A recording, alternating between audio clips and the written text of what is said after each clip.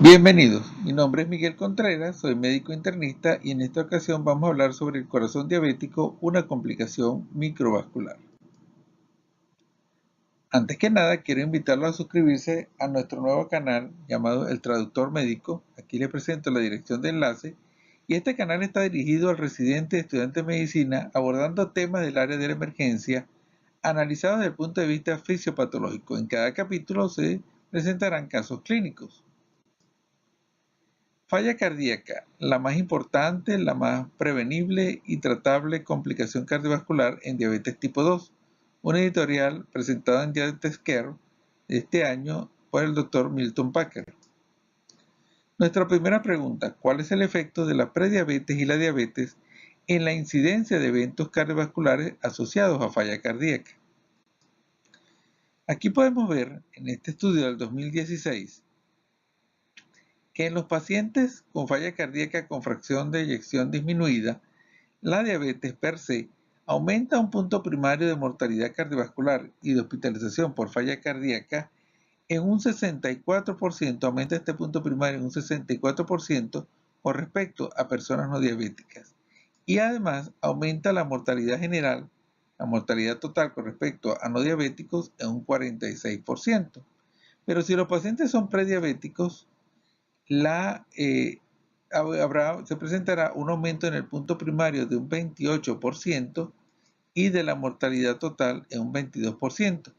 Lo que podemos apreciar aquí también es que el paso de prediabetes a diabetes multiplica por 2 la incidencia de eventos cardiovasculares.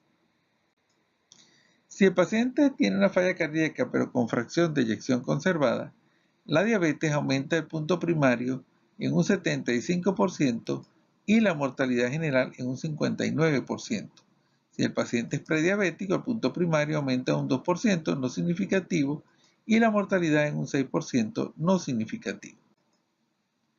Resumiendo entonces, la presencia de prediabetes en pacientes con falla cardíaca aumenta la incidencia de eventos en un 6 a 22% y si el paciente es diabético, la incidencia de eventos se multiplica 2 a 3 veces. ¿Cuál es el efecto de la prediabetes y la diabetes ya no en los eventos clínicos sino en los marcadores de falla cardíaca?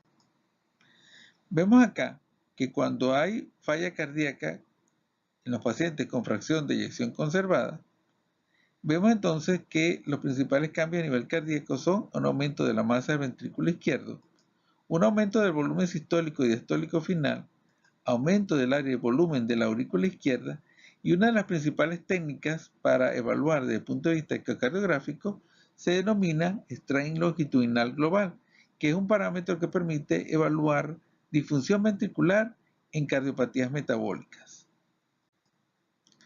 Vemos acá que en los pacientes diabéticos, en primer lugar, se presentan los índices de disfunción diastólica, mayor disfunción diastólica en estos pacientes, mayor área de la aurícula izquierda y mayor volumen auricular izquierdo. Pero no solamente en los diabéticos hay disfunción diastólica, también se presentan índices de disfunción sistólica, mayor volumen sistólico y diastólico final y mayor masa ventricular. Esto en los pacientes diabéticos. En los pacientes prediabéticos, sin embargo, se presentan los índices o podemos evaluar o presentan los índices de disfunción diastólica, mayor disfunción diastólica con mayor área auricular izquierda y mayor volumen auricular izquierdo. Es decir, que en los pacientes prediabéticos podemos encontrar los índices de disfunción diastólica. Desde el punto de vista de la resonancia magnética, podemos ver que aquí vemos la resonancia magnética evaluando el ventrículo izquierdo de una persona normal y en los pacientes diabéticos se presenta un aumento del tamaño de la pared, evaluable por resonancia, que se determina o se denomina volumen extracelular. Entonces, podemos ver acá que entonces este aumento de la pared propio de los diabéticos se correlaciona con la hemoglobina glicosilada, es decir, que a mayor hemoglobina glicosilada, mayor volumen extracelular, mayor diámetro en la pared. Por otra parte, podemos ver que no solamente se ha encontrado esto en los pacientes diabéticos, ya desde la prediabetes se presenta un aumento del volumen celular y del diámetro de la pared que aumenta posteriormente aún más en los pacientes diabéticos. Y el remodelamiento de la pared del ventrículo se presenta también desde la etapa de prediabetes y aumenta posteriormente aún más con los pacientes diabéticos. En cuanto al péptido natriurético, podemos ver que el péptido natriurético está aumentado en los pacientes diabéticos con falla cardíaca a niveles superiores que en los pacientes no diabéticos. Pero esto no solamente se presenta en diabetes. El péptido natriurético también está aumentado desde la etapa de la prediabetes y por supuesto aumenta mucho más en la etapa de diabetes. Aquí podemos evaluar en el estudio Cardia la incidencia de la duración de la diabetes en los índices de disfunción ventricular y vemos que en los pacientes prediabéticos, a medida que pasa el tiempo, aumenta el índice de disfunción y esto pasa también, por supuesto, en los pacientes diabéticos. A medida que dura más la diabetes, mayor disfunción ventricular. Entonces, en consecuencia, tenemos que en los pacientes prediabéticos se presentan esencialmente los marcadores de disfunción diastólica y en los pacientes diabéticos se presentan esencialmente los marcadores de disfunción sistólica y diastólica. Tenemos que tener en cuenta además que estos índices progresan en el tiempo, tanto en los pacientes prediabéticos como en los pacientes diabéticos. Como conclusión, la presencia del continuo prediabetes-diabetes cambia la historia natural de la falla cardíaca desde sus marcadores preclínicos hasta sus manifestaciones clínicas. ¿Cuál es el efecto de las complicaciones microvasculares en la incidencia de eventos cardiovasculares? El estudio Maastricht demuestra que ya hay disfunción o alteración de la función microvascular desde la etapa de prediabetes. Ya en la etapa de prediabetes hay una afectación microvascular entre un 20 o un 30%. Y esta afectación microvascular en la diabetes se multiplica de 3 a 5 veces con relación a la prediabetes. Entonces tenemos que tomar en cuenta que ya desde la prediabetes hay afectación microvascular. ¿Cómo afecta la presencia de complicaciones microvasculares a los eventos cardiovasculares en los pacientes diabéticos? La presencia de complicaciones microvasculares aumenta la mortalidad general en los pacientes diabéticos hasta un 50%. Por supuesto, si la persona tiene complicaciones macro y microvasculares, este aumento de la mortalidad llega hasta un 95%. Un punto importante, la presencia de complicaciones microvasculares aumenta el intervalo QT y probablemente la mortalidad cardíaca relacionada con este evento. Es decir, que a mayor cantidad de complicaciones microvasculares, mayor es el intervalo QT.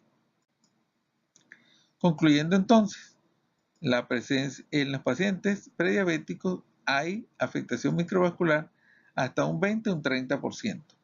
Y esta afectación microvascular se multiplica de 3 a 5 veces en los pacientes diabéticos y el efecto de estas complicaciones microvasculares es un aumento en la mortalidad de estos pacientes diabéticos hasta un 50%.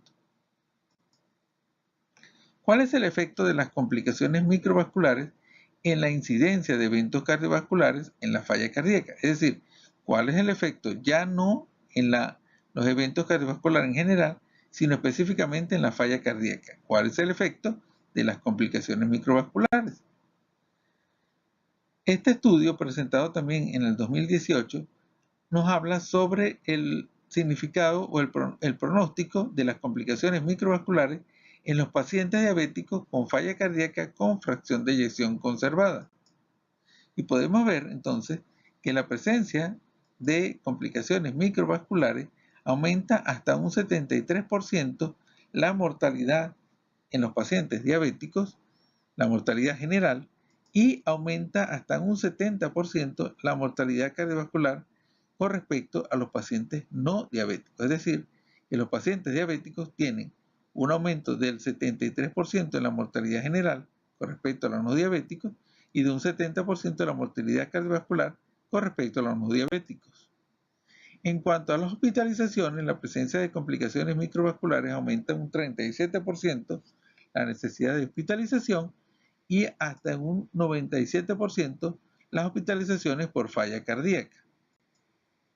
Entonces tenemos que la presencia de complicaciones microvasculares en un paciente con falla cardíaca aumenta la incidencia de eventos cardiovasculares hasta un 50% con respecto a pacientes que no tengan complicaciones microvasculares. Otra pregunta, ¿cuál es el efecto entonces ahora del control glucémico en los eventos cardiovasculares y en los mascaradores de falla cardíaca?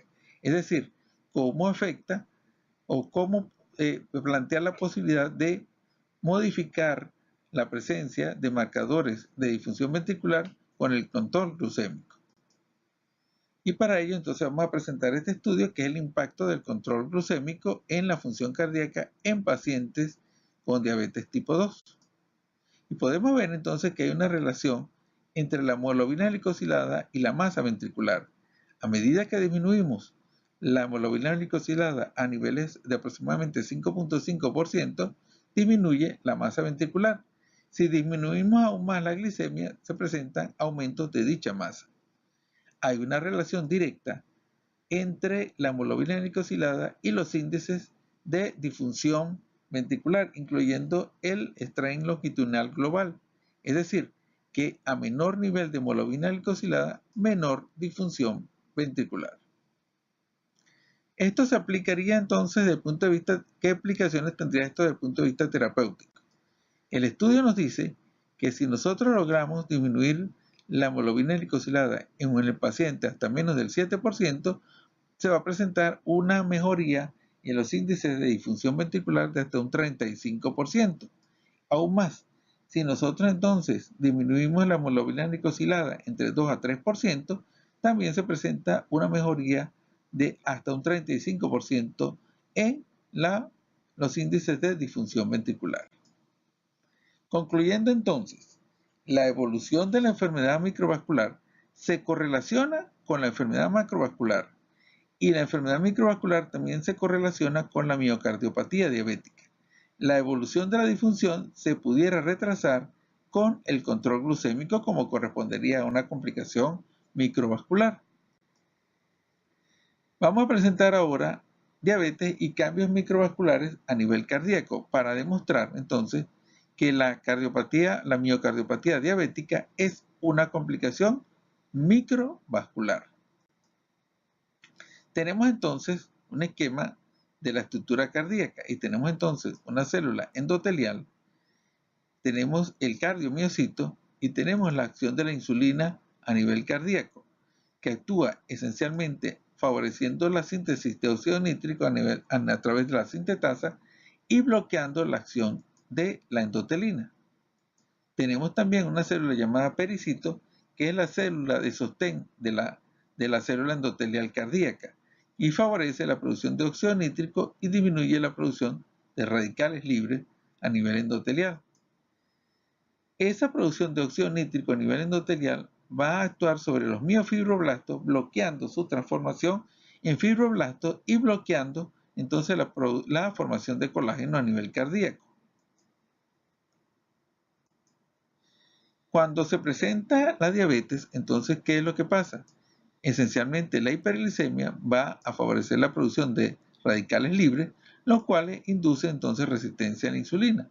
Dicha resistencia disminuye los niveles de la sintetasa de óxido nítrico, disminuyendo la producción de óxido nítrico y favoreciendo la producción de endotelina.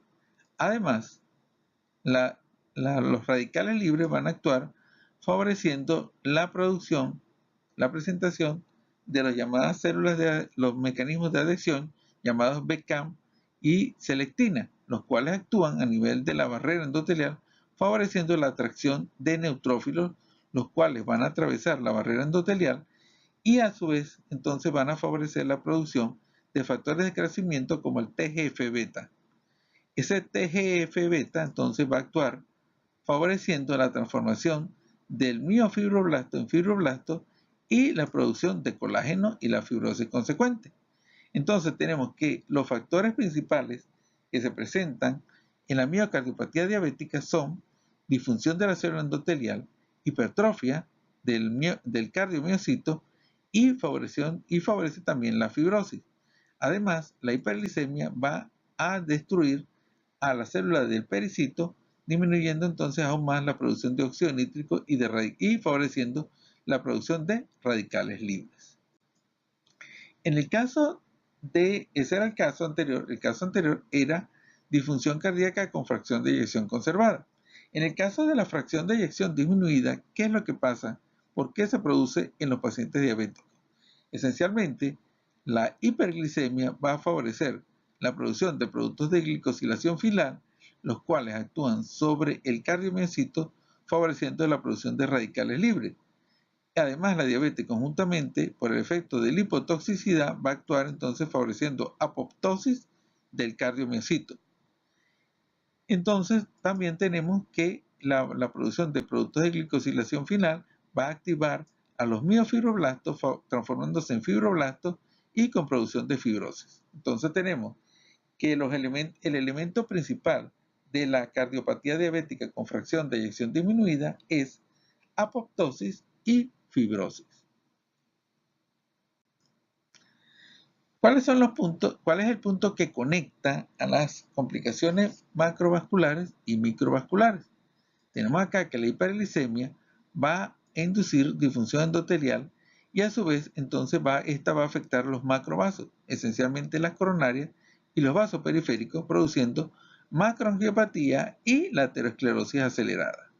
Por otra parte, la hiperglicemia va a afectar también los microvasos, por ejemplo, la del cerebro, los nervios, el corazón, el riñón, y eso va a inducir entonces microangiopatía.